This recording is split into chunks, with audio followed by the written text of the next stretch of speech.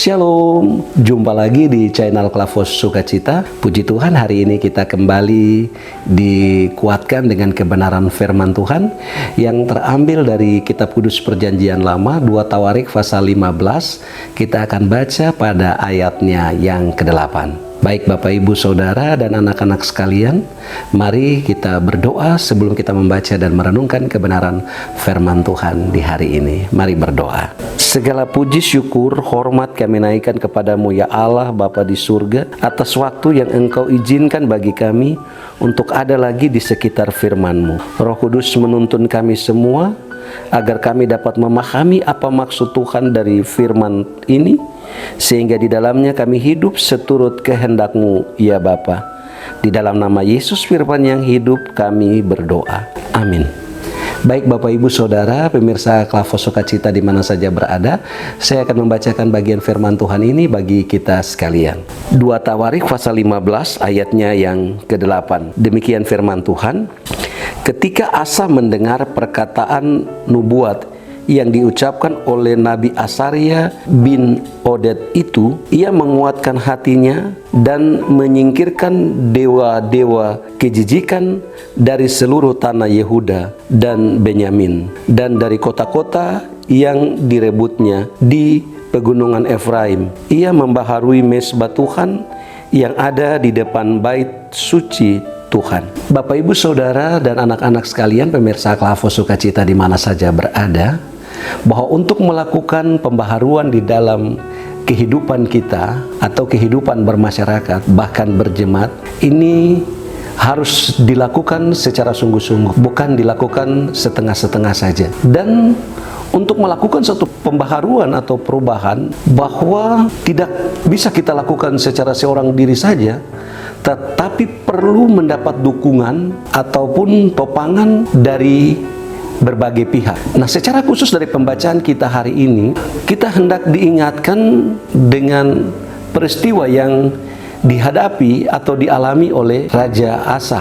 Nah, di mana walaupun kehidupan kerajaan Yehuda pada waktu itu dalam keadaan baik, dalam keadaan yang diberkati oleh Tuhan, namun penyembahan berhala itu masih terjadi di mana-mana. Sehingga Allah menyampaikan firman-Nya melalui Nabi Asaria untuk disampaikan kepada Raja Asa, supaya Raja Asa memusnahkan segala bentuk penyembahan berhala, baik yang berada di Yehuda maupun di Benyamin. Nah, sehingga ketika Raja Asa mendengarkan perkataan Tuhan melalui Nabi Asaria tadi, selanjutnya kalau kita lihat di ayat 19, bahwa tidak ada perang sampai pada tahun ke-35 pemerintahan Raja Asa. Dengan demikian Bapak Ibu Saudara dan anak-anak pemirsa Klavos Sukacita di mana saja berada, bahwa untuk melakukan pembaharuan di dalam kehidupan kita, baik secara pribadi maupun bersama-sama, hendaknya kita lakukan itu dengan kesungguhan hati, tidak dengan setengah hati. Menjadi dasar untuk kita melakukan pembaharuan itu adalah bagaimana kita meresponi firman Tuhan yang kita dengar setiap hari. Sehingga ketika firman itu kita responi, kita dengar, kita responi, maka apapun tantangan di dalam kehidupan yang kita hadapi dan kita alami di tengah situasi apapun, maka ada jalan keluar yang kita peroleh. Dan di situ bagaimana kita melihat kasih sayang Tuhan terus menyertai kita, seperti yang dialami pada saat pemerintahan Raja Asa. Bapak Ibu Saudara, para pemirsa Klavos Sukacita di mana saja berada, bahwa pembaharuan itu terjadi secara menyeluruh. Hendaknya kita berpegang teguh kepada firman Tuhan. Kita tidak perlu tawar hati. Jangan sampai kita takut kehilangan harta, kehilangan jabatan, kehilangan kedudukan. Karena situasi yang kita alami saat ini, bahwa penyembahan-penyembahan berhala di dunia modern ini sangat membuat kita terkadang terjerumus sehingga tidak dapat berpegang teguh kepada firman Tuhan. Dengan demikian Bapak Ibu Saudara dan anak-anak yang Tuhan Yesus Kristus kasihi, bahwa mari kita memberi diri untuk mendengarkan firman Tuhan.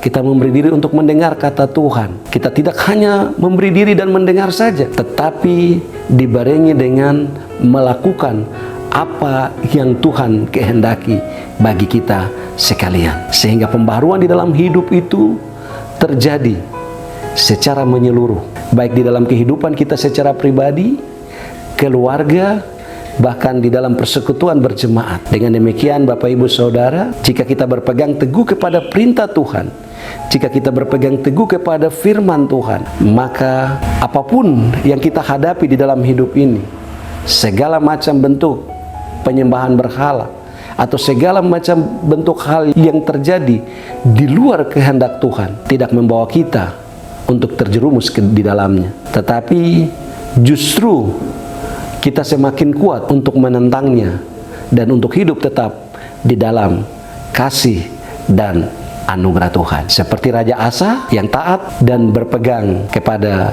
perintah Tuhan dan juga bertindak melakukan apa yang diperintahkan Tuhan, sehingga membawa kerajaan Yehuda ada dalam damai dan sejahtera. Untuk itu Bapak Ibu Saudara, mari pembaharuan itu terjadi di dalam kehidupan kita.